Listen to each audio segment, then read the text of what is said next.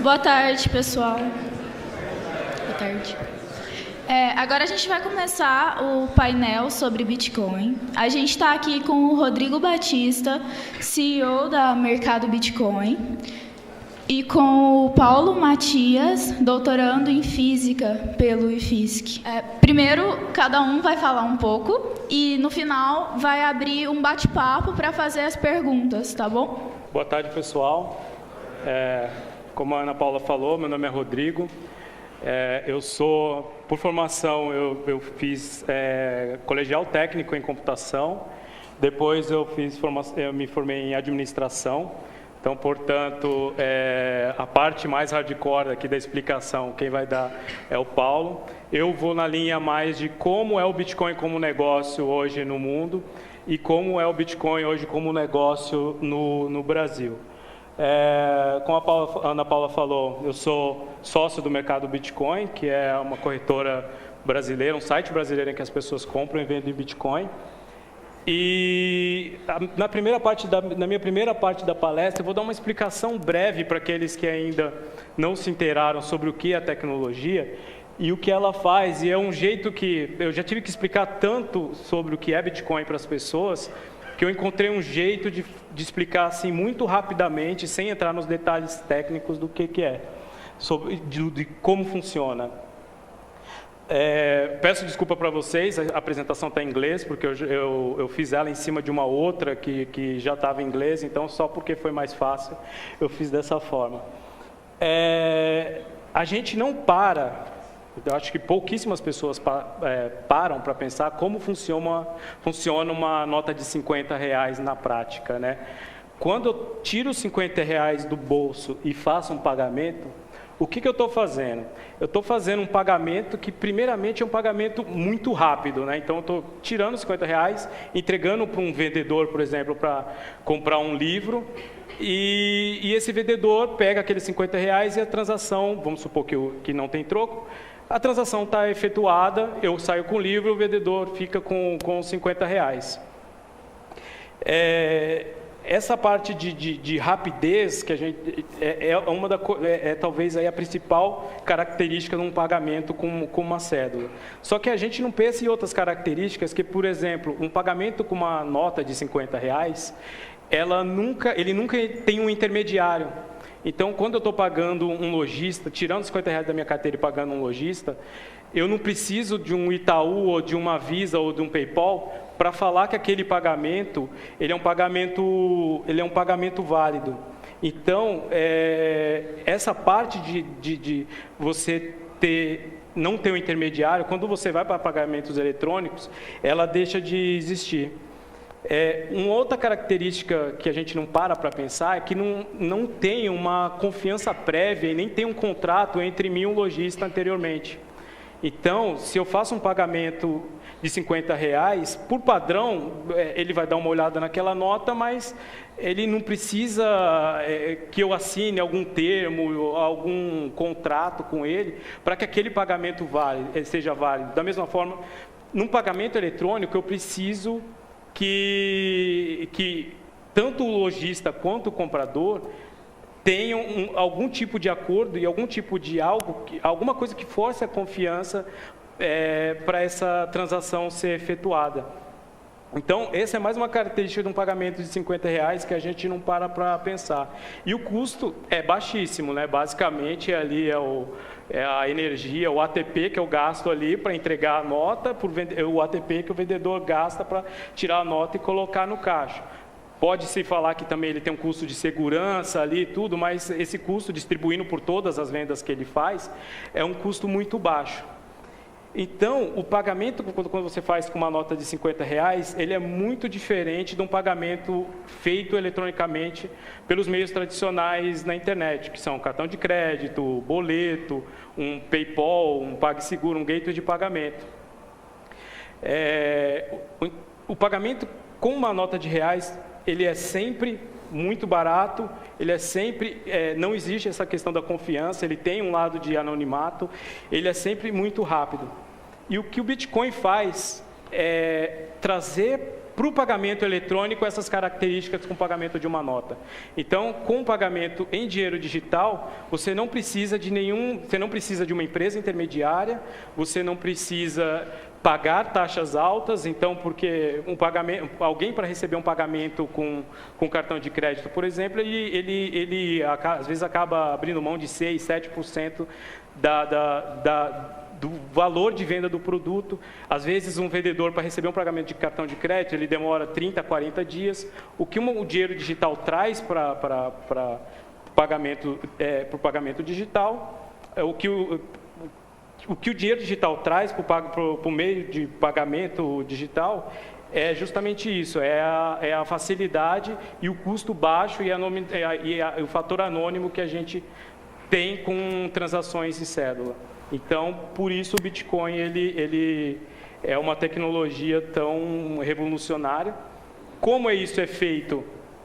É uma solução técnica muito engenhosa, usando computação distribuída, basicamente. E aqui o Paulo vai passar para a gente os detalhes de como essa computação distribuída funciona. Obrigado.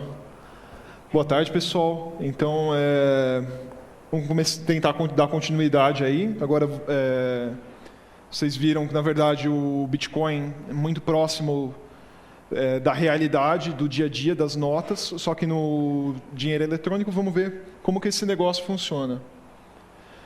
Bom, o Bitcoin, basicamente, ele está apoiado em 2 princípios. O primeiro princípio é a assinatura digital. A assinatura digital é uma forma de somente o proprietário de uma certa quantidade de Bitcoin autorizar a transferência dessa quantidade de Bitcoin para outra pessoa. Esse recurso do Bitcoin não é nada assim muito inovador, já é muito utilizado em computação. A assinatura digital é um negócio que você entra num site de um banco mesmo centralizado, você utiliza a assinatura digital para o banco dizer para você que é ele mesmo que está conversando com você. Então, não é nada assim que necessariamente implica descentralização, esse quesito. Agora, qual que é a inovação mesmo do Bitcoin? A inovação mesmo do Bitcoin é o quesito descentralizado dele, que está basicamente no seguinte ponto. É um mecanismo descentralizado para impedir que um certo valor seja gasto 2 vezes. Quando você tem, por exemplo, pensa um Second Life, ou uma moeda de algum jogo virtual. Você tem essa moeda controlada pelo dono do jogo, por uma autoridade central. Então, você não precisa ter uma forma de você provar para outra pessoa que o dinheiro que você está dando para ela é válido, que você não vai gastar o mesmo dinheiro. A mesma nota de 50 que você deu para ela, você vai tirar uma xerox e vai dar para outra pessoa.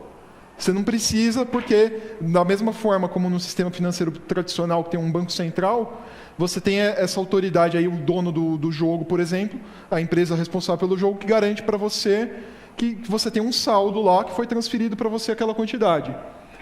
No caso do Bitcoin, isso vai ser realizado com uma tecnologia chamada blockchain, que a gente vai explicar mais a seguir. A assinatura digital utilizada pelo Bitcoin é uma curva elíptica SECP 256K1. É uma curva elíptica de 256 bits. Tá? Essa é a equação dela. Ela é definida nesse campo de Galois. Mas, na verdade, isso aqui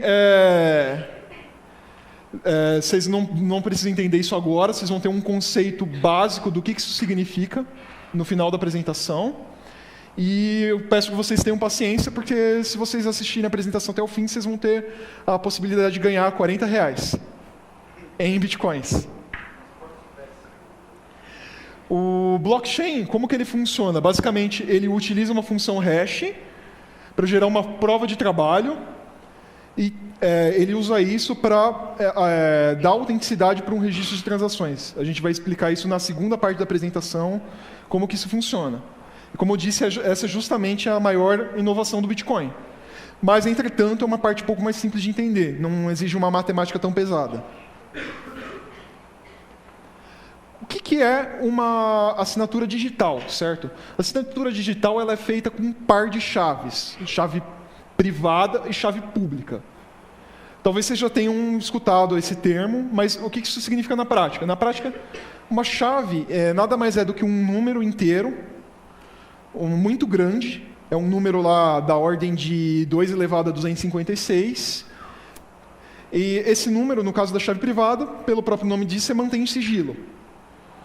No caso da chave pública, no caso da tecnologia de curva elíptica, você tem um par de números, representado como um ponto no plano. Pontos aqui a gente vai representar com letras maiúsculas, então no caso QA. E esse par de números também são números grandes, só que esses números você divulga, o público sabe esse número. E do que consiste a assinatura? Você vai ter um número E, que você quer dizer que esse número E foi assinado por você, você concorda com o que aquele número E representa. Certo? Esse número E é gerado, por exemplo, a partir de uma transferência de dinheiro que eu estou fazendo para vocês. Eu vou assinar essa transferência de dinheiro, está representada nesse número E, eu preciso assinar, eu calculo o número R e o número S, e eu calculo utilizando minha chave privada, que é o DA, mas eu preciso de uma forma que ela seja verificável somente com esse ponto, QA, esse par de números. Tá, então como que funciona esse negócio? Para eu introduzir para vocês esse negócio, vou ter que introduzir para vocês rapidamente uma nova álgebra. Bom, todo mundo aprendeu na escola como que faz soma e multiplicação. Eu vou ter que ensinar para vocês uma nova forma de fazer soma e multiplicação. Como que é essa forma? A curva elíptica, que é aquela equação, no caso da curva utilizada no Bitcoin, é aquela equação que eu mostrei para você anteriormente, que aqui não está muito legível, mas é y² igual a x ao cubo mais 7. Você plota essa curva no plano, você tem esse negócio aqui em preto, certo?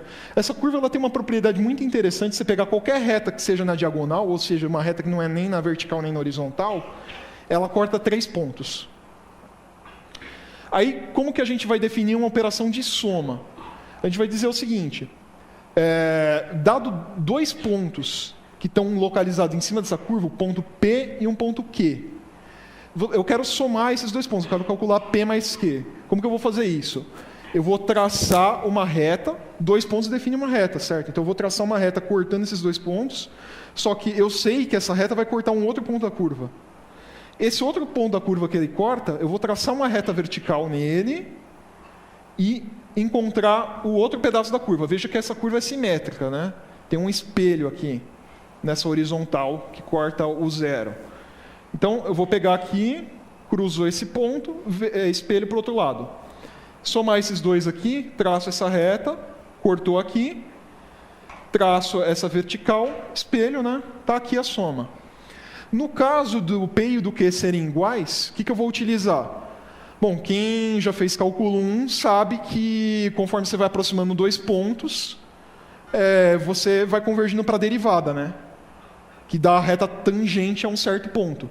E é justamente isso que eu vou usar. Eu vou usar a reta tangente ao ponto PQ, vou ver onde que ela cruza, traço novamente aquela vertical, bate, pega aqui qual que é o ponto da curva elíptica que ela bateu.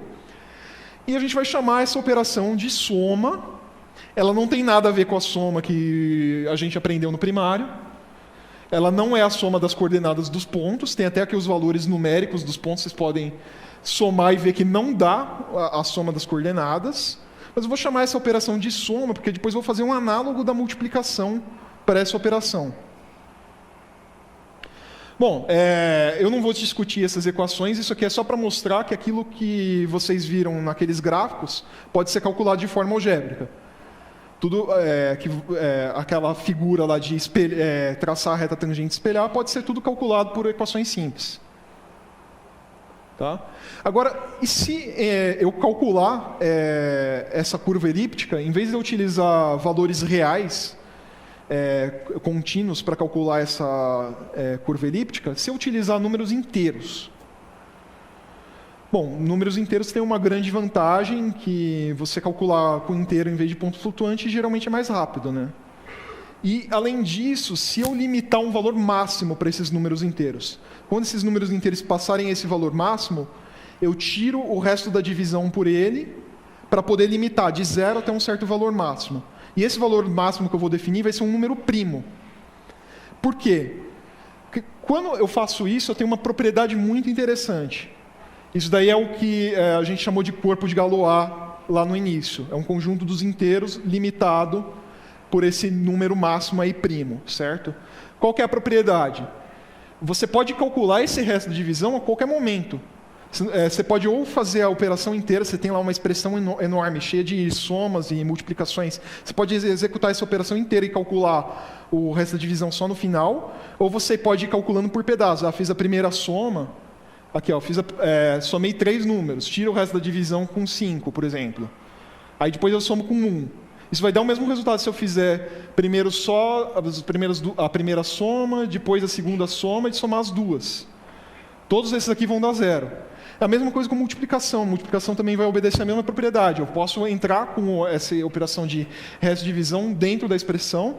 Eu posso calcular aqui primeiro o resto da divisão do 3 com 5. Tá? Esse operador mod, para quem não conhece, é resto de divisão. Então você divide 3 por 5, pega o resto que dá 3. Aqui 4 mais 3 é 7. Você pega o resto da divisão desse número aqui com 5. Dá quanto? Dá 2, certo? Então, 3 vezes 2 dá 6. O resto da divisão com 5 dá 1. Que é a mesma coisa se você fizer a operação inteira e só depois fizer o resto com a divisão. Então, essa propriedade muito interessante surge aí quando você passa para esse domínio dos inteiros limitado por um número primo. E aquela curva que a gente antes traçava, uma curva contínua, vira um negócio maluco, vira uma nuvem de pontos. Só que ela mantém aquela mesma propriedade de soma. Você ainda pode usar aquela mesma equação algébrica que a gente derivou usando geometria analítica na curva contínua, você usa para fazer soma nessa nuvem maluca de pontos e ela continua com as mesmas propriedades. Aí a gente vai definir multiplicação. O que é multiplicação? Multiplicação, no caso, definida a soma, é a mesma definição que a gente tem do primário, que é você somar um número várias vezes. Porque no caso é um ponto, não é um número. Então você tem um ponto G lá no plano, você vai fazer essa operação de soma, dA vezes, por exemplo, você calcular dA vezes G. Tá? Isso pode ser implementado de forma bastante eficiente num computador. Como que você implementa isso de forma eficiente? Basicamente, você decompõe um número, esse dA, por exemplo, se ele for 11, você decompõe nas potências de 2 que compõem ele, né, que são os bits dele, no fundo. Então, você vê bit por bit, e daí você calcula aqui, isso vezes G. Então, fica, no caso, G mais 2 vezes G, 8 é 2 a terceira, vezes G. E essas potências de 2 multiplicadas pelo G são fáceis de calcular, porque você pode ir dobrando o G. Então, você tem G, depois você tem 2G, aí você dobra o 2G, você tem 4G, você dobra o 4G, você tem 8G, você dobra o 8G, você tem 16G, assim consecutivamente. Isso é muito rápido de você calcular no computador. Mas a operação de divisão, que seria análoga a essa operação de multiplicação, ela é muito, muito lenta. Os algoritmos que se conhece para fazer essa operação, eles são praticamente tão lentos quanto se você fazer força bruta. Quando você tentar todos os DAs possíveis. Então, você tem um ponto QA, que é dado pela multiplicação de um número inteiro por esse ponto. Para você recuperar esse DA, você tem que praticamente tentar todos os DAs possíveis. Certo? Então, essa é uma operação extremamente lenta. Então, o que a gente consegue fazer? A gente consegue definir o nosso QA como uma chave pública. Nosso ponto QA é uma chave pública. A chave privada DA não pode ser recuperada a partir dele, a menos que seja por força bruta. Então, a gente consegue ter um número, que ele pode ser escolhido aleatoriamente, esse DA. Você escolhe lá um número aleatório, a chance de alguém chutar o mesmo número que você é 2 elevado a menos 256, baixíssima. E você calcula a chave pública a partir dele, que não vai permitir recuperar, a não ser por força bruta, e você divulga essa chave.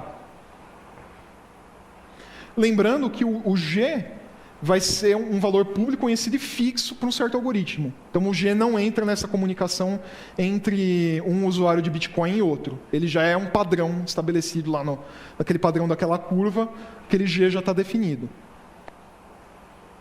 Opa! E como que o pessoal escolheu o valor de G? Bom, o G ele foi escolhido da seguinte forma. Ele foi escolhido de forma que se você pegar... aqui está errado, não é potências, tá? É multiplicações. Se você pegar um certo G, você pegar G mais G, depois G mais G mais G, se for cada vez pegar um múltiplo seguinte do G. Se for fazendo isso, você vai voltar no G original depois de um tempo. Você vai chegar lá uma hora que você vai ter N vezes G, que você vai voltar em G. Então, N vezes G vai ser igual ao G de novo. E esse valor de N, ele é rápido de calcular. Você não precisa fazer essa operação de ir multiplicando ou ir somando o G até você encontrar esse valor de N. Existe um método computacional rápido para calcular isso. Então, você escolhe um G tal que esse N seja próximo de 2 elevado a 256, que é o tamanho da sua chave. Você aproveitar o máximo possível esse espaço de chave. E aqui essa figura ela mostra o seguinte.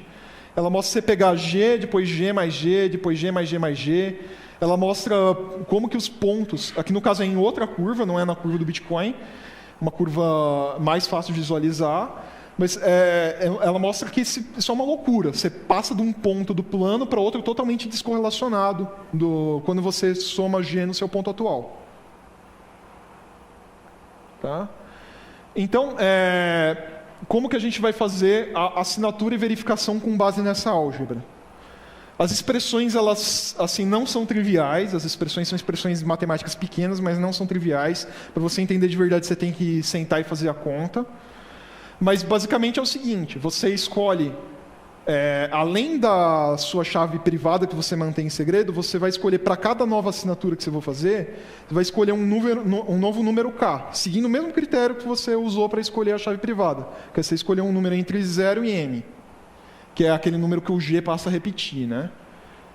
Aí você vai calcular um R, que é um ponto, que é dado por multiplicando esse K pelo G.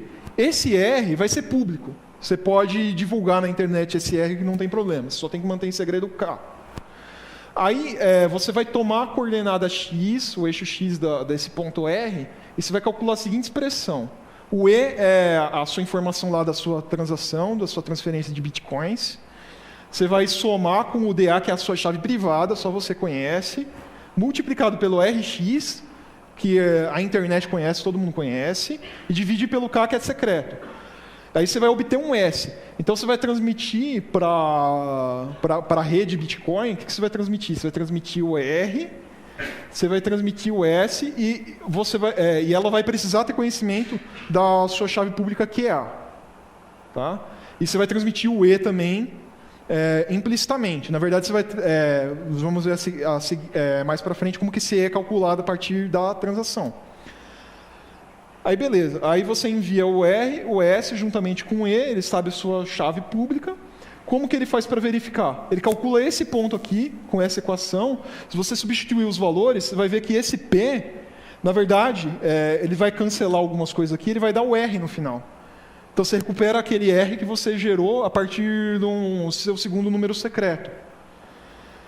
Aí a pessoa que for verificar, que no caso vão ser os nós da rede Bitcoin que vão verificar se essa transação é válida, eles só vão precisar calcular isso, ver se a coordenada x desse ponto é igual à coordenada x que foi fornecida. Se for, aí ele pode confiar que essa assinatura foi feita pela pessoa que estava de posse desse número DA, esse número secreto. Tá?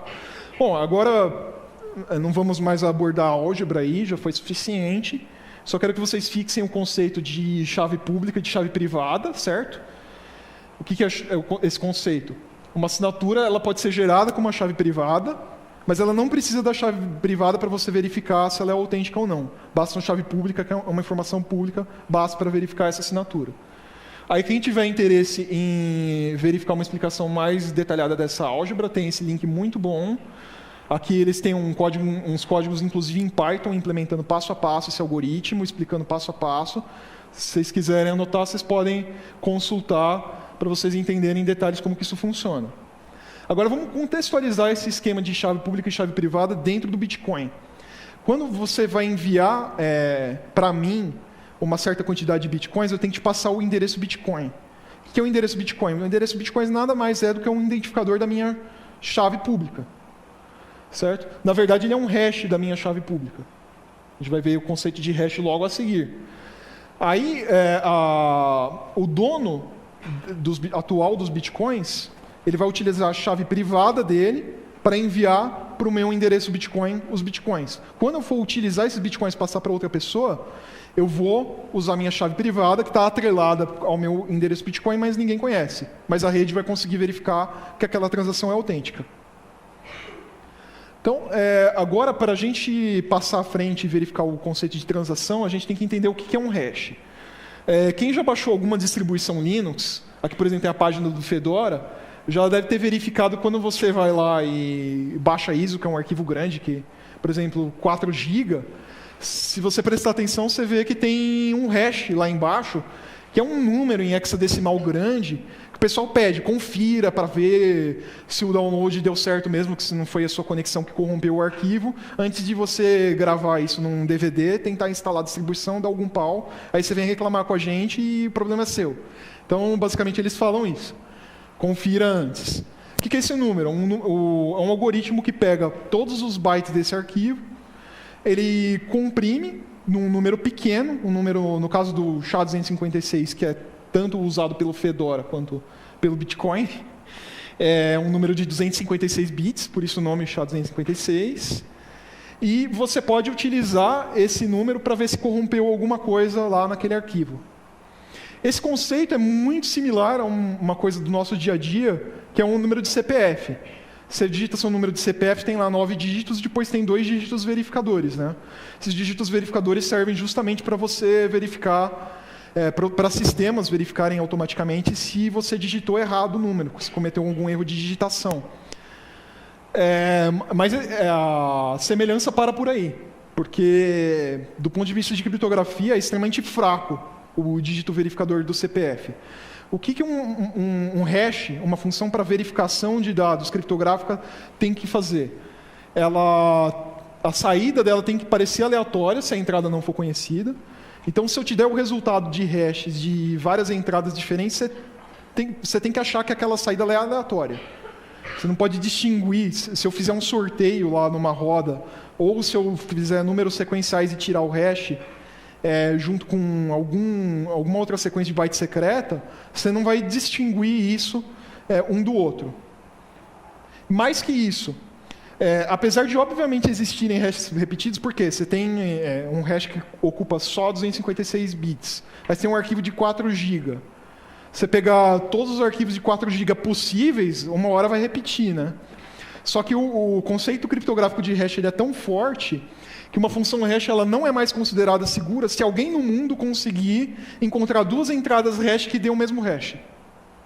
Então, se alguém achar 2 arquivos que têm o mesmo SHA-256, pode jogar o SHA-256 fora. Procura outro algoritmo, começa a usar, porque já não, pela comunidade já é considerado que já é uma função que está começando a ficar fraca. E por que o CPF está totalmente fora desse critério? Bom, não sei se vocês já viram essa brincadeira, mas se vocês pegarem 2 CPFs válidos, vocês somarem dígito a dígito, vocês conseguem um terceiro CPF válido. Então, aqui tem 3 exemplos. Esses 2 CPFs são CPFs válidos, esses 2 também, esses 2 também. Se você somar aqui, 1 mais 3, 4. 2 mais 2, 4. Tá? Até o final. Aí, quando exceder 11, aqui, 8 mais 7, dá quanto? Dá 15. Aí você tira o resto da divisão por 11. Se der 10, você trata como se fosse um 0. Senão você coloca o próprio número. Tá? Se você fizer essa operação dígito a dígito, você consegue um CPF válido. A única exceção para isso, como o algoritmo do CPF trata o 0 e o 10 como se fosse o mesmo número, é se você tiver um 0 aqui na parte dos dígitos verificadores desses 2 aqui que você estiver usando. Aí você tem que tratar tanto a condição dele ser 0 ou dele ser 10, que originalmente pode ser que ele tenha sido um 10, lá quando o algoritmo foi calculado, e foi transformado em 0. Aí você tem 2 possibilidades, mas ainda assim é extremamente previsível. Né? Então, isso aqui tem um propósito parecido com o hash, mas não é criptograficamente seguro. Tá? Então, vamos passar para o conceito de transações, vocês vão ver que vão utilizar esse conceito de hash. Um Bitcoin ele não existe como entidade isolada. O que eu quero dizer com isso? Ninguém foi lá e falou, aqui está uma lista de Bitcoins, o Bitcoin número tal pertence a tal pessoa. Não existe essa relação que existe no papel moeda. Por exemplo, no papel moeda, você vai lá e imprime várias notas de R$1, que não existe mais, né? Várias notas de R$2. Você entrega isso para pessoas diferentes, tá cada nota com uma pessoa, você atribui uma nota para cada pessoa. O Bitcoin ele não existe como entidade isolada. O Bitcoin ele é uma quantia assim, quase contínua. Na verdade, ela é definida como inteira, mas é uma quantia quase contínua. Você pode quebrar em quantas partes você quiser. Não é uma quantia assim discreta como uma nota de R$2. Ela tem um limite, porque ela é definida em última instância por um inteiro, como a gente vai ver. Mas ela tem uma divisibilidade muito grande. E como que funciona a transferência? Então, se você não tem, Bitcoin tal está atribuído para tal pessoa. Então, sempre que você tem uma transferência de dinheiro no Bitcoin, você tem uma transação que referencia uma transação que aconteceu anteriormente na rede. Então, digamos, você tem essa transação aqui, ela está transferindo dinheiro do dono número 1 para o dono número 2. Essa figura é do paper original do Bitcoin. Tá? Vocês podem, inclusive, baixar, é uma leitura relativamente acessível. Aí, se você tem essa transação transferindo uma certa quantia de dinheiro do dono número 1 para o dono número 2, ela vai referenciar uma transação que ocorreu anteriormente, no qual algum dinheiro de uma outra pessoa, no caso aqui o dono número 0, foi transferido para o dono número 1. Tá? Então, ele não está referenciando um Bitcoin. Não existe isso de referenciar um Bitcoin. Ela está referenciando uma outra transação anterior no qual a pessoa recebeu dinheiro. E, devido a isso, você pode rastrear transações. Você pode pegar uma certa transação, você vê quem transferiu para quem, você chega na origem. Tá? O que compõe uma transação? O que tem dentro, em termos de informação, assim, bytes mesmo, o que tem dentro desse vetor aí que a gente está chamando de transação? Ele tem uma lista de entradas, que é um vetor de informações dentro dele, que tem as quantias de bitcoins que estão entrando para ser negociada nessa transação. Cada entrada tem um identificador, que é um hash, aquela função lá que a gente comentou, SHA-256, tirado 2 vezes de todos os bytes que descrevem uma transação que ocorreu anteriormente na rede. Esse é o identificador de uma transação. Então, tem esse identificador, que é um hash. Tem um número da saída, como uma transação pode ter mais de uma saída, então tem que dizer qual saída que ele vai usar. Ele pode usar todas, mas aí ele vai ter que ter uma entrada para cada saída que ele estiver usando. Então, aqui nessa informação, ele vai ter um número da saída dessa transação que ele deu o identificador, que ele está usando. Ele tem que ter uma assinatura com aquela curva elíptica, provando que o usuário é dono do dinheiro contínuo naquela saída. Tá? Aí não tem problema, você pode ter várias chaves diferentes, tá? Você pode ter entradas, cada uma com uma chave diferente, misturar tudo, cada assinatura é independente. Isso daí não tem problema. E por que isso daqui, eu coloquei esse nome script-sig? Esse é um nome que tem na especificação. Eu não vou chegar a comentar aqui nessa palestra, mas vocês podem procurar depois. Recentemente está sendo implementado novas formas de transação no Bitcoin que permitem contratos complicados. Seria um contrato feito através de um script. Um script é um pequeno programa, né? Mesmo sentido que o pessoal utiliza em computação. Você pega esse pequeno programa, você roda ele e verifica se a saída dele é verdadeira. Então, você pode especificar aqui, tem uma certa liberdade para você especificar uma condição para checar se a pessoa é dona do Bitcoin.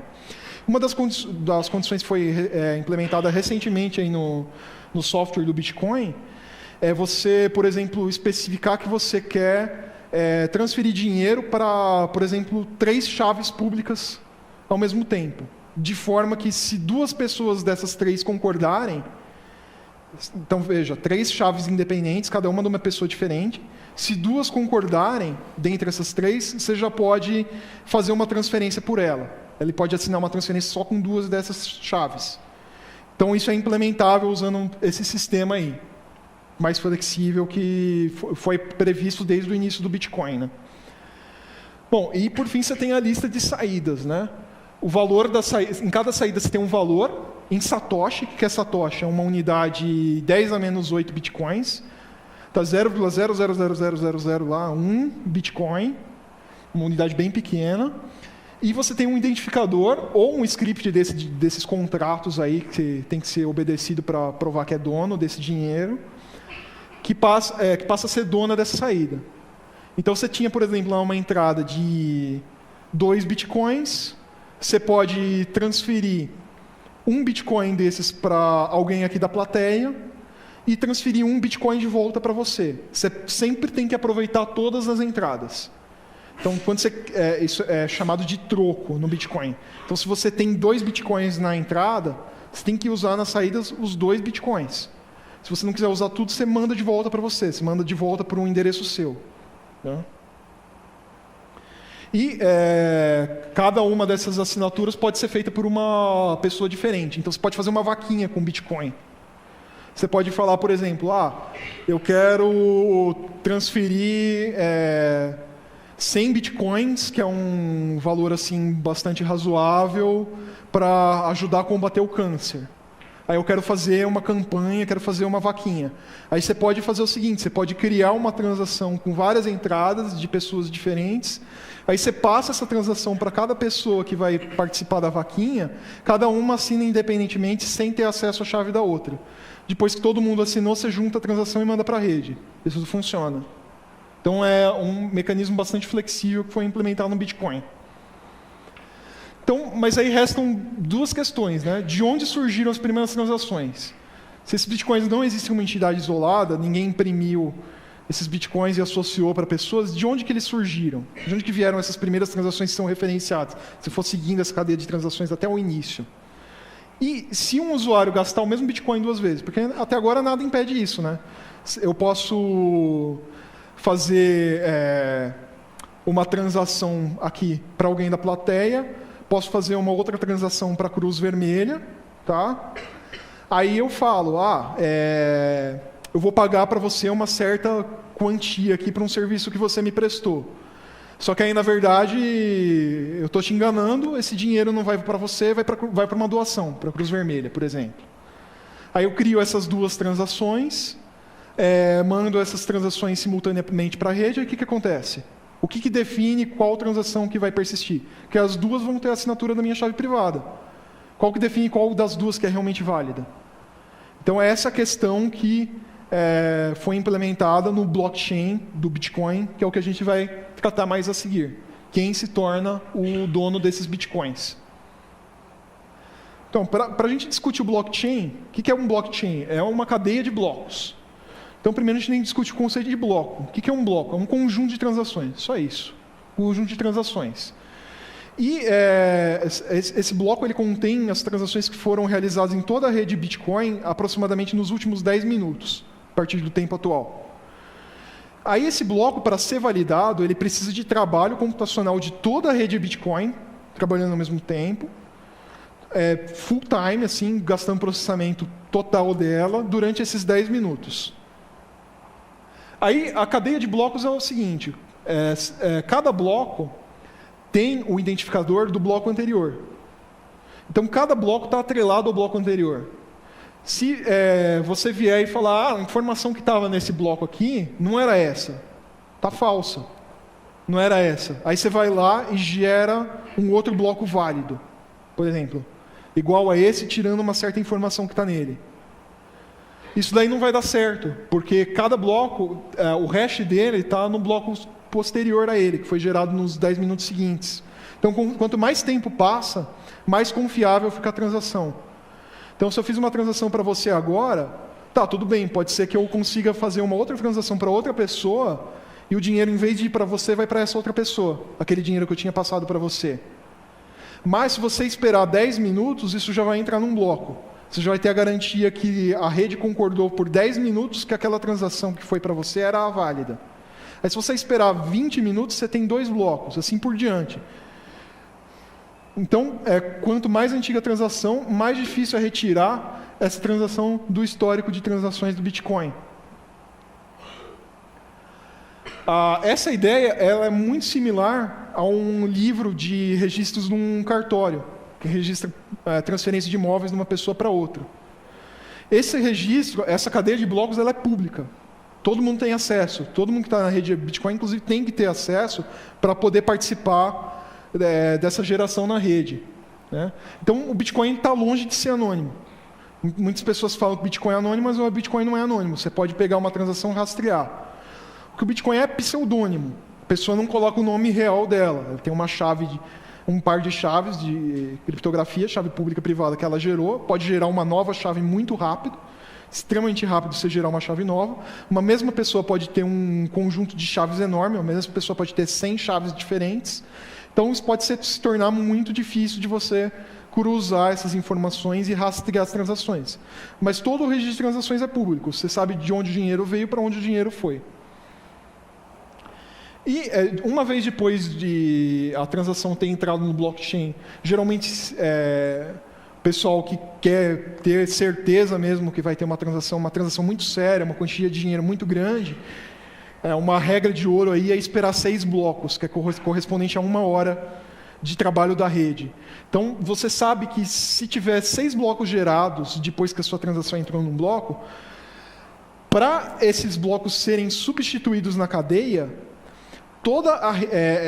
aí cerca da metade da rede de computadores aí que está participando do Bitcoin com um processamento vai ter que conspirar conjuntamente para remover aquela transação da cadeia. Então, se você espera 1 hora, você já tem uma certeza assim, muito grande de que essa transação não vai ser revertida. Tá, mas o que define se um bloco é válido ou não? O que garante que a rede realmente vai ter todo esse trabalho computacional para gerar esses blocos? Para ser válido um bloco, qual que é o critério? Você tira o hash SHA-256 duplo de todos os bytes desse bloco.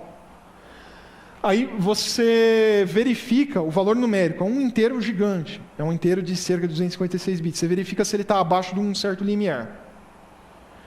Então, como a saída de uma função hash é praticamente aleatória, se você não conhece a entrada de antemão, o que você vai ter? Você vai ter uma distribuição uniforme aí, quanto menor esse limiar, mais difícil é você chutar uma entrada para dar esse hash. Aí você vai variando esse campo aqui que chama nonce do bloco, para você ir gerando novas saídas de hash até você achar uma que está abaixo do limiar. E esse valor é ajustado pela rede a cada 2 semanas para gerar um novo bloco a cada 10 minutos, aproximadamente. Esse é o processo chamado de mineração. E como um incentivo para o pessoal ajudar na segurança da rede, quem faz a mineração, a pessoa que consegue achar o bloco primeiro, que manda ele para a rede, joga ele nesse registro, ganha atualmente 25 bitcoins, sendo que esse valor é reduzido pela metade a cada 4 anos. Ele começou em 50 bitcoins e já foi reduzido pela metade, ano que vem vai ser reduzido de novo. Então, isso é um incentivo para as pessoas participarem da mineração. E, para finalizar, eu vou deixar a lição de casa para vocês, que é roubar R$40 de mim. E daí, quando vocês roubarem, vai ter muitas pessoas tentando roubar ao mesmo tempo, vocês vão ver essa situação de transações duplicadas. Vocês vão jogar na rede de Bitcoin várias transações utilizando os mesmos Bitcoins, e aí a rede vai escolher uma dessas transações para entrar no bloco. Vai ser essa transação que foi espalhada para mais nós dessa rede, que está em mais mineradores. E aqui, anotem, essa é a chave privada. Opa! Esse é um software que eu recomendo para vocês instalarem. Vocês vão nesse menu dele aqui, importam essa chave privada, e não esqueçam de transferir para um endereço de vocês, senão vocês vão perder que alguém vai transferir antes. E é isso que eu tinha para tratar com vocês. Tá. Agradeço a atenção.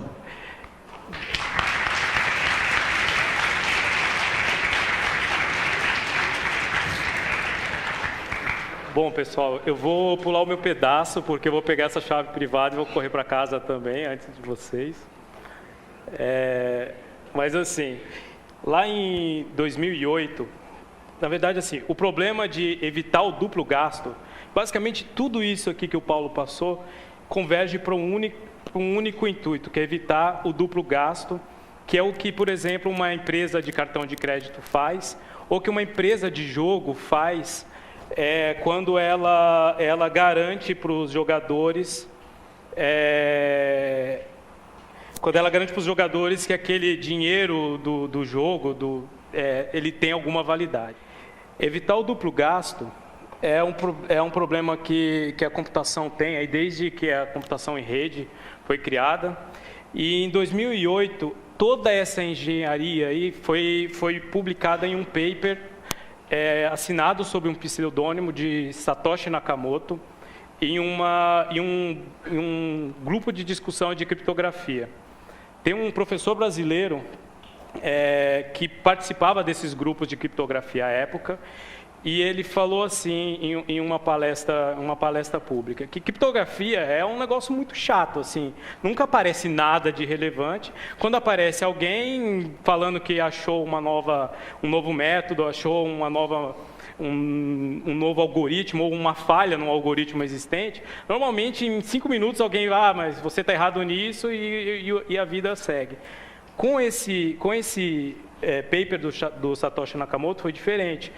Publicou lá, o pessoal começou a dar uma olhada, viram que era a primeira vez que aquela pessoa estava aparecendo nesse fórum, mas ninguém conseguia rebater. Então começou ali entre os cientistas de criptografia de computação a haver ali quase um consenso de que aquilo realmente era talvez a solução para esse problema de evitar que a mesma unidade fosse gasta 2 vezes.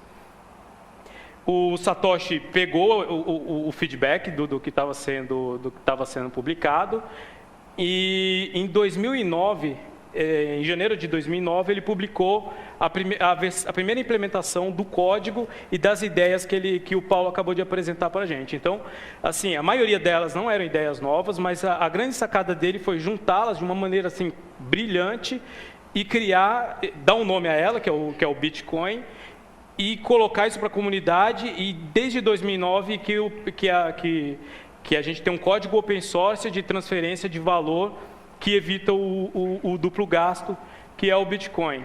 Até hoje, assim, já foram encontrados um ou outro problema, mas a própria comunidade corrigiu e seguiu. Hoje a gente pode afirmar, 5 anos depois de criado, que é aí uma tecnologia que passou pelas principais provas até o momento. No Brasil, o Bitcoin chegou, não está ali o ano, mas foi em 2011. A primeira matéria na imprensa brasileira, pelo menos de que eu tenho notícia, foi uma matéria da Super Interessante, que aconteceu na época do Occupy Wall Street. Na TV, teve um VJ da MTV que fez uma matéria a respeito. Eu entrei no mundo do Bitcoin, eu conheci o Bitcoin com essa matéria da revista Super Interessante em 2011. Eu era operador de ações no banco americano, no Morgan Stanley. Como eu tenho uma formação em computação e nessa formação de trading e de negociação de ativos, eu achei algum valor naquilo. Comecei a mexer devagarzinho, a tentar entender o que toda essa matemática e toda essa arquitetura por trás. Recomendo para todo mundo que está interessado que procure esse artigo do Satoshi Nakamoto. É um artigo de 10 páginas, está lá no site que é o bitcoin.org. Aí, assim, é engraçado, assim, mas a sensação que eu tenho de que quando você lê ele, você está lendo a história sendo escrita de tão pequeno, mas tão profundo que ele é, e conforme você vai pensando nas implicações, de fato, ele vai se tornando relevante. Aqui no Brasil, a gente teve isso em 2011, 2012 foi um ano morto, assim. 2013, o Mercado Bitcoin, que é o site que foi criado em 2011 também, nesse movimento inicial de 2011, o Mercado Bitcoin foi hackeado. em março de 2013. Nessa época eu já estava tentando montar uma bolsa de Bitcoin, mas estava muito difícil achar programadores e convencê-los a montar uma bolsa de moeda virtual naquela época, não importasse o salário nem nada, os caras achavam que eu e o meu sócio, a gente estava maluco de entrar num negócio desse. Aí a gente, como o site tinha sido hackeado, a gente encontrou uma oportunidade boa para comprá-lo e transformá-lo numa empresa. Então, eu coloquei essa data aqui porque ali em 2013, vários outros sites foram hackeados e em março de 2013, fevereiro, março, abril, foi muito bagunçado. O preço do Bitcoin deu uma explodida muito forte e aí, obviamente, muitos hackers se aproveitaram de vulnerabilidades, não era um negócio profissional. A partir dali, entraram várias pessoas que começaram a enxergar o Bitcoin como uma tecnologia, além de só um interesse tecnológico, viram também que ali nascia uma indústria. Em agosto de 2013, a gente trouxe uma outra moeda. Então, assim, o Bitcoin, quando foi criado como open source, surgiram várias críticas e alternativas a ele. A que teve um sucesso relativo maior foi a criação do Litecoin, que foi uma segunda moeda em que, na verdade, um dos algoritmos da implementação do Bitcoin foi trocado. Essa é a grande diferença do Bitcoin para o Litecoin. E esse algoritmo, justamente, ele torna a mineração um processo mais democrático. Então, porque aqui já em 2013, a mineração de Bitcoins passou a ser um processo industrial, ao invés de ser algo que você conseguia fazer na sua casa. Hoje é impossível fazer na sua casa, minerar Bitcoin. Nessa época já era bem difícil, e o Litecoin tentou trazer esse ar de democracia, mas ele não foi bem sucedido desde então. No fim do ano passado, o Bitcoin atingiu números muito grandes, assim, o valor de todos os bitcoins somados chegaram a quase 12 bilhões de dólares no mundo. No Brasil, o meu site começou a negociar cerca de 11 milhões por mês, somando o que existia em outros sites, dava cerca de 12. A revista super interessante, foi a primeira revista no planeta a aceitar bitcoins, usando isso que o Paulo falou, de que um bitcoin pode ser quebrado infinitas vezes. Então, uma das aplicações dele é que você consegue cobrar 10 centavos, meio centavo por qualquer produto. Então, a super interessante tinha uma matéria, ela provou isso e foi a primeira revista do mundo a fazer isso. Depois, vários jornais americanos, vários outros órgãos de imprensa começaram a fazer isso. E em 2014, esse ano foi o ano em que ele se tornou popular. Então, a gente teve o Bitcoin na Ana Maria Braga, então foi uma matéria de 10 minutos com ela falando a respeito da tecnologia. A gente teve Bitcoin no Jornal da Globo. Eu dei uma entrevista para eles, assim, eles fizeram uma matéria relativamente longa, comparável às outras matérias do jornal, do próprio Jornal da Globo. Ah, tá, ele deveria ter vindo antes, mas esse aí é o nosso corintiano preferido. Tá, e como está o Bitcoin no Brasil hoje? O Bitcoin no Brasil hoje, ele ainda é uma tecnologia incipiente e poucas pessoas conhecem. Eu estimo, assim, no meu melhor chute, 100 mil pessoas no Brasil usam Bitcoin ou como investimento ou para pagar alguma coisa. O Brasil está começando a fazer parte de um movimento global maior, que é a criação de novas alternativas de moeda digital. Então, o Bitcoin foi a primeira, mas estão sendo criadas várias outras alternativas. Esse projeto Stellar é um projeto que está sendo conduzido por várias pessoas do início do Bitcoin, mais alguns pesquisadores do MIT, de Harvard, de Stanford, bancado por alguns empreendedores. Nós, lá do mercado do Bitcoin, a gente faz parte.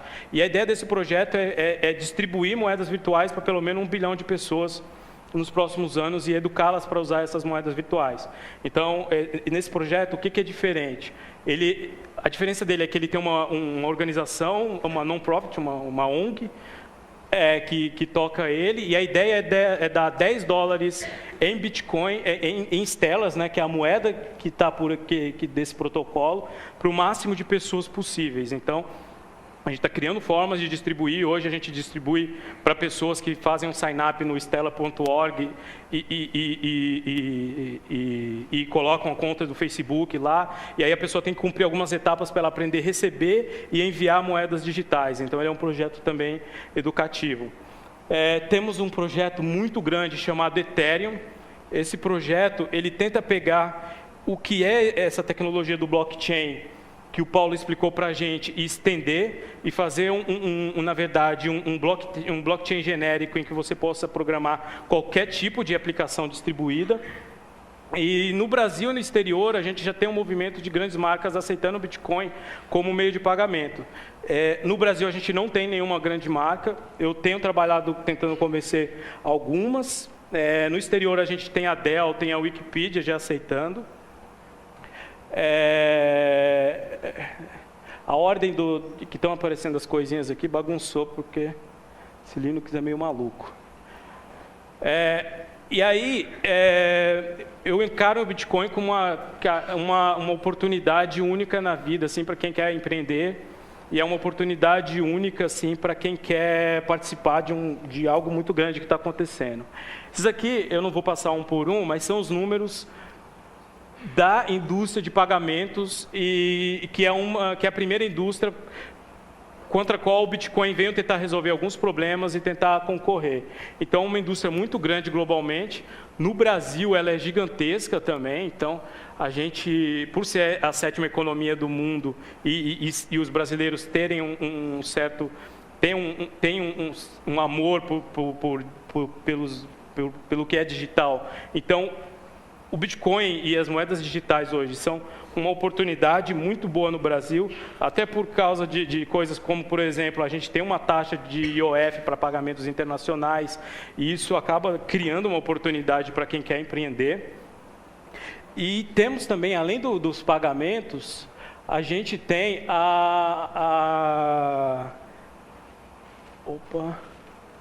gente tem oportunidades trazidas por essa criação. O blockchain. Obviamente, no tempo que o Paulo deu a explicação dele aqui, não deu para ele entrar nos detalhes do que é o blockchain. Mas o blockchain, ele é um novo paradigma na computação. Então, a criação dele é, no mínimo, igual. Isso não sou eu que estou falando, mas muitas pessoas da própria ciência da computação, pesquisadores, tudo, eles consideram o blockchain que ele, no mínimo, é uma criação do mesmo tamanho da criação do banco de dados relacional, por exemplo. O que ele permite, a forma que ele permite você distribuir computação, está criando toda uma nova indústria, e essa indústria, assim, está começando agora, em 2014, ela não existia em 2013. Então, hoje, por exemplo, você tem uma aplicação como um Airbnb, que é aquele site de compartilhar quartos em diversas cidades, diversos lugares. A cidade de Nova York está proibindo várias pessoas de usarem o Airbnb. Se você faz um Airbnb descentralizado em cima do blockchain, o que já está se tornando possível, a cidade de Nova York, ou o estado de Nova York, não consegue desligá-lo, porque ele está ocorrendo, ele está rolando numa rede descentralizada. Então, ele não é uma empresa, ele é uma série de contratos, que foi esse conceito pelo qual o Paulo passou bem rapidamente. Ele é uma série de contratos que estão garantindo que quem está alugando vai receber o seu dinheiro, e quem que está colocando o imóvel vai receber o seu dinheiro, e que quem está alugando vai pagar, e dá tudo certo sem uma empresa no meio. É muito maluco isso. Você consegue fazer com qualquer tipo de computação. Já existem tentativas de fazer um Facebook distribuído no blockchain também, que seria um sistema de identidade de pessoas que se comunicam, só que terceirizado, e que não precisam confiar numa empresa que acaba tendo que vender anúncios para ela. Então, quem daqui quiser empreender,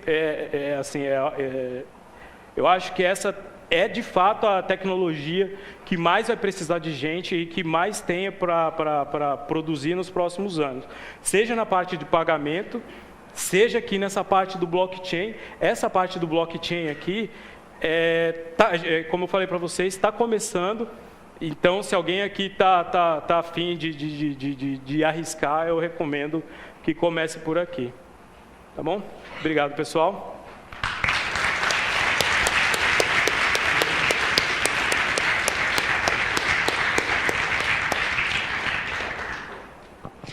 Pessoal, agora a gente vai abrir para perguntas. Quem quiser começar.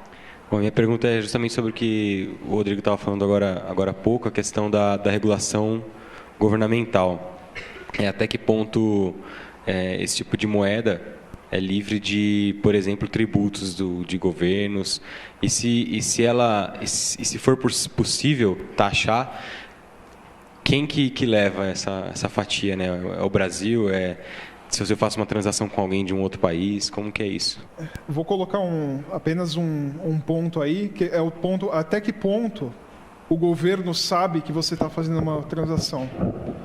Porque a regulamentação, é óbvio que ela pode existir, e o governo vai querer instituir sempre novas taxas. Então, o ponto é até que ponto que o governo sabe que você está fazendo uma transação e para onde.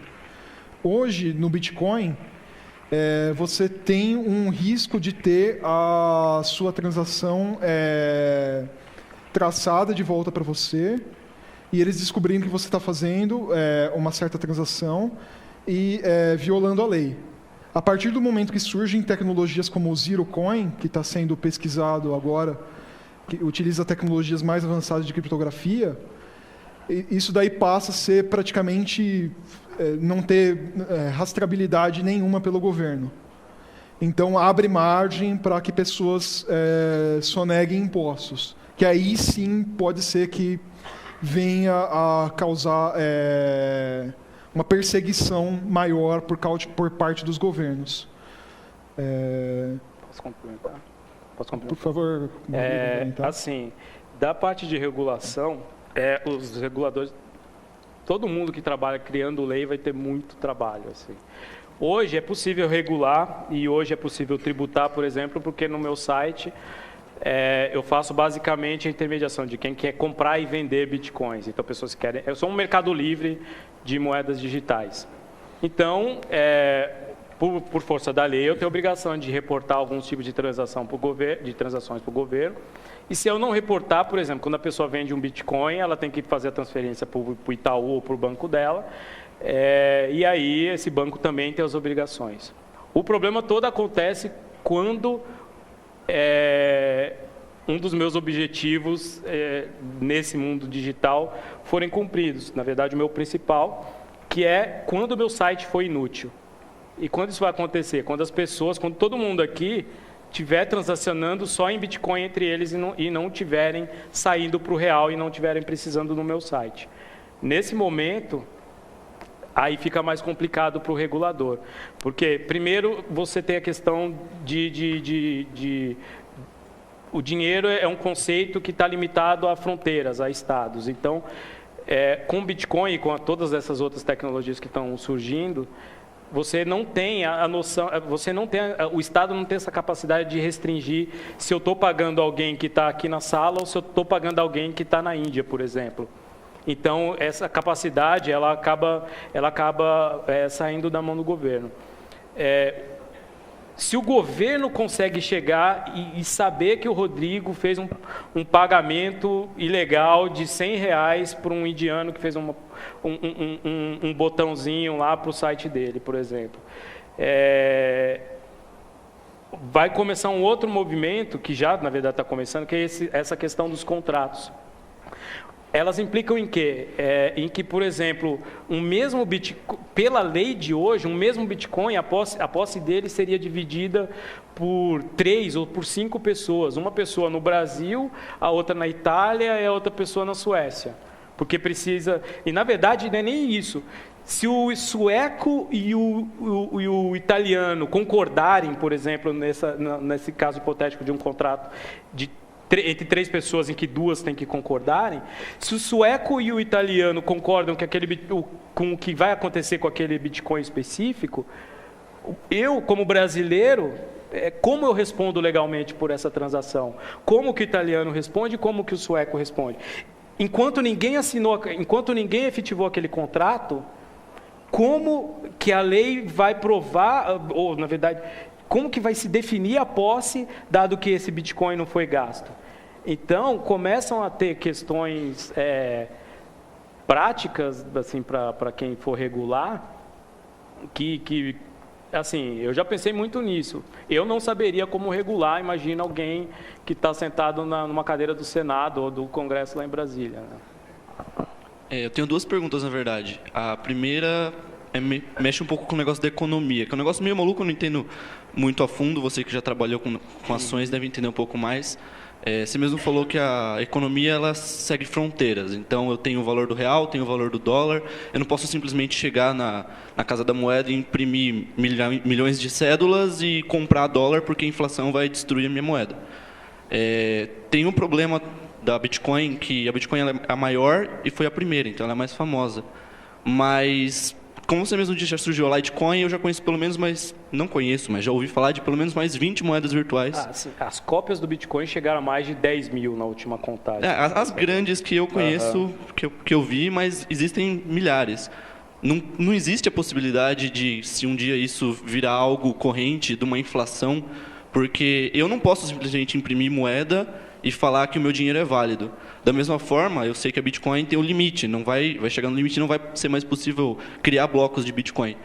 Mas eu posso criar outra moeda, e aí outra moeda, e outra moeda, e todas essas moedas vão ser usadas conjuntamente, todas elas vão ter o mesmo valor, ou vai seguir uma fronteira, cada moeda vai ter o seu valor específico? Tá, da forma que eu vejo assim, o conceito de moeda ele está baseado, hoje está se provando, dado que você pode comprar muitas coisas com Bitcoin, você pode comprar um computador na Dell e pagar com Bitcoin hoje. Então, ele é uma moeda, eu acho que isso é um ponto pacífico, independente do que tiver escrito na lei. Então, o conceito do dinheiro tem a ver mais com confiança do que com fronteiras, do que com Estado, essas coisas. Então, o Bitcoin ele só é uma economia hoje, que é uma economia de 7, 8 bilhões de dólares hoje, porque as pessoas acham que vale e confiam que vale aquilo. Desculpa, qual que é o seu nome? Vinícius. Se o Vinícius criar Vinícius Coin, ele vai ter um bom trabalho para convencer as outras pessoas, para convencer lojistas e para convencer outras pessoas a usar Vinícius Coin. Então, existem diversas iniciativas de criar, até hoje já é possível, por exemplo, criar moedas privadas. Hoje talvez o meu principal ponto de pesquisa é essa questão de moedas privadas, mas primeiro você tem que gerar confiança. Então, chegaram a existir essas 10 mil moedas, mas sobraram 2, e, por exemplo, o caso do Litecoin, como a comunidade dele é mais fraca, como ele tem menos atualizações de segurança, menos inovações, que é o caso, por exemplo, desse multisig ou múltiplas assinaturas, tudo. Então, ele está perdendo até valor por causa disso. Então, obviamente, estão aparecendo outras iniciativas, igual eu falei do Stellar, do Ethereum, que são 2 iniciativas assim fantásticas. Mas eu acho que vão ficar restritas a poucas, e cada uma dessas novas, as novas que estão ficando, elas têm uma comunidade muito forte mantendo elas e uma inovação técnica relevante. Então, eu acredito que vão conviver algumas, provavelmente o Bitcoin vai ser uma delas, mas não acredito que criação de novas moedas vão gerar inflação, não. E outra pergunta que eu tinha também você mesmo comentou, acho que foi você que falou, não lembro, foi que hoje em dia é praticamente impossível você fazer a mineração em casa. Já virou um processo industrial. Quando saiu, você conseguia minerar num processadorzinho na sua casa. Depois de alguns anos, você precisava de uma placa de vídeo potente porque ela era mais rápida. Hoje em dia, a melhor placa de vídeo não consegue nem pegar 1 × 10⁻⁷ Bitcoin num bloco. Você não consegue. Para quem está tentando entrar nesse negócio, não é mais viável você fazer a mineração. Você teria que fazer investimentos diretamente. Ou, no caso, você se aproveitou do momento e fez um investimento. Você não minerou Bitcoin e fez o dinheiro a partir disso. Como trabalhar em cima disso hoje para quem não está no processo industrial? Você já saíram os ASICs hoje que já fazem milhões de vezes mais rápido do que uma placa de vídeo e só minera Bitcoin. Tem gente que ganha dinheiro minerando Bitcoin, mas o investimento deles já foi altíssimo em cima disso. Como quem não tem o investimento e quer entrar no mercado, não tem um jeito. Quer falar? Quer que eu possa falar? Uma colocação rápida só, antes do Rodrigo falar. No Litecoin ainda é possível minerar um pouco utilizando placa de vídeo. Se você colocar uma placa de vídeo top de linha para minerar, você vai conseguir ganhar alguns dólares por mês aí. Já é alguma coisa. Não sei se vai pagar a conta de energia. Agora, realmente, como você falou, no Bitcoin mesmo, se você quiser minerar, você tem que ter esse investimento alto. Hoje não tem mais jeito, você utilizando hardware caseiro, de fazer isso. Só para dar uma ideia para vocês de dimensão, conheço mineradores profissionais. Nenhum deles atua no Brasil por causa do custo de energia elétrica e das taxas que são para importar, das taxas e do tempo que demora para importar equipamentos de mineração. Então, quem faz hoje são basicamente europeus, americanos, russos e tal. A última que eu ouvi falar desse minerador e desse grupo específico, eles investiram 20 milhões de dólares para atualizar as máquinas e o parque de máquinas mineradoras que eles tinham. Então, assim, hoje não é viável, principalmente para quem está no Brasil. Mesmo o Litecoin, eu nunca minerei, assim, eu nunca minerei Bitcoin, eu sempre trabalhei com a parte de negociar e depois ter o site e tal. Para vocês que têm, cara, um conhecimento técnico acima da média, assim, que podem, estudando, parear com qualquer grande conhecedor dessas tecnologias que estão surgindo, o melhor investimento é chegar lá, entrar em todos os blogs e rachar de estudar no que está acontecendo e escrever código. Acho que é o maior investimento que vocês podem fazer, porque realmente tem muita coisa para ser feita, mas tem coisa que já foi feita e uma delas é a mineração. Acho que ela seduz muito, que eu uso o meu computador para fabricar dinheiro. Nossa, que maravilha. Mas já passou essa época. Então, a minha recomendação para vocês é estudar o que está acontecendo, ler, se atualizar, seguir no Twitter das figuras relevantes e criar produtos, caras, assim. Nos próximos 10, 20 anos, a quantidade de coisa que vai ser escrita aqui, tem um investidor muito grande do Vale do Silício, de um fundo que chama Andreessen Horowitz, um dos maiores do planeta. Ele fala que o Bitcoin hoje é a internet em 1994. Então, tem muita coisa para ser produzida, tem muita coisa.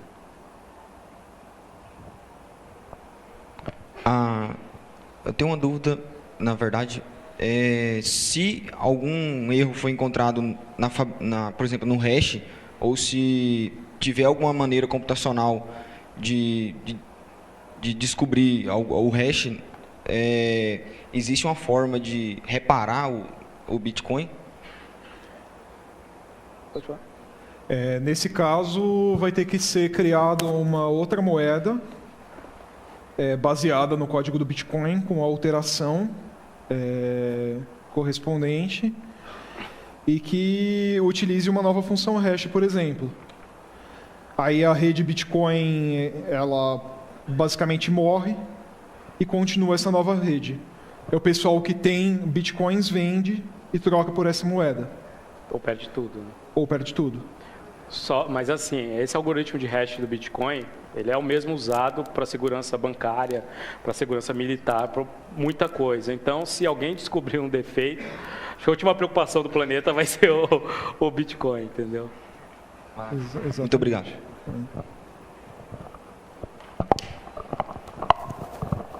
Boa tarde, tudo bom? Boa tarde. Foi falado na palestra que para ser quase definitiva uma transação de Bitcoin, você demora mais ou menos 1 hora aí nos blockchains e tudo. Isso não inviabiliza um pouco que ele seja utilizado no dia a dia, esse tempo de espera da transação ser validada? Eu posso te responder do ponto de vista prático.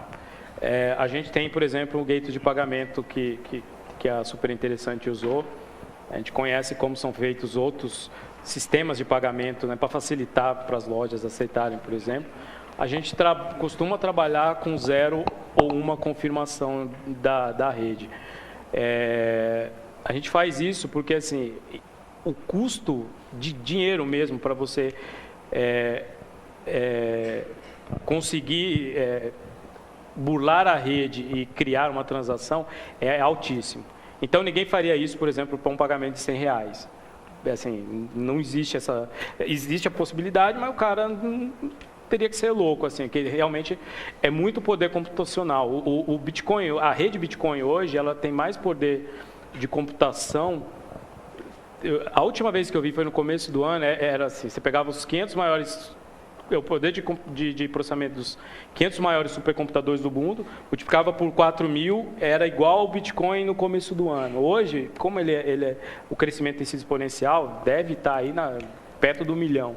Então, assim, alguém precisaria de metade desse poder de computação para conseguir fazer isso.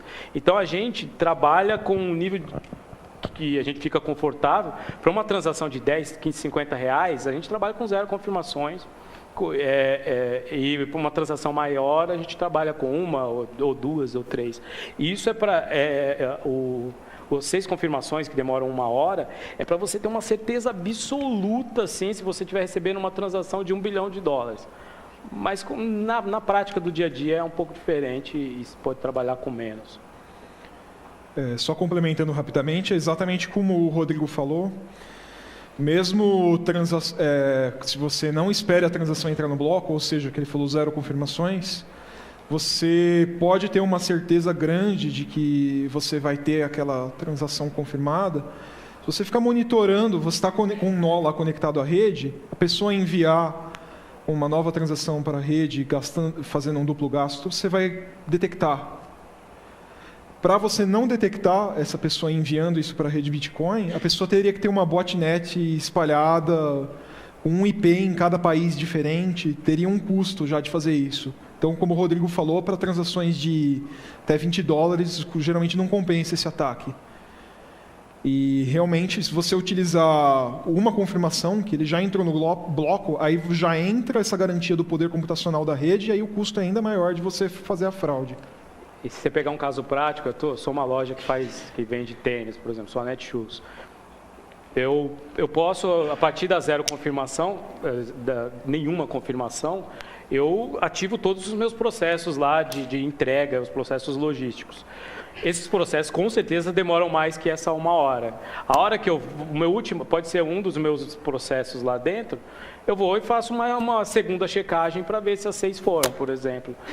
E aí eu mando o tênis depois que isso acontecer, entendeu? Então tem diversas soluções técnicas para você ter certeza de que tudo ocorreu bem. Você disse que o Bitcoin está movimentando $12 bilhões, né? Eu queria saber o que as pessoas estão movimentando. Pela própria natureza do Bitcoin, não tem como saber, mas que tipo de pessoa está movimentando tanto dinheiro com o Bitcoin? Que tipo de transação já que grandes empresas não aceitam isso? E, assim, eu vejo, sou um leigo no assunto, mas tem muita coisa ilegal, lavagem de dinheiro, venda de drogas, até na Deep Web. E se isso não poderia ser um problema para o Bitcoin, assim, para ele virar uma coisa de massa e se tornar, substituir a moeda, e se vocês acreditam que isso pode acontecer, dele realmente chegar a substituir o dinheiro? Bom, o que eu posso falar assim, se você pegar e fizer uma análise química de qualquer nota de $100 dos Estados Unidos, ela tem vestígios de cocaína. E isso acontece com as notas de menor valor também, só que é inversamente proporcionais, é o engraçado.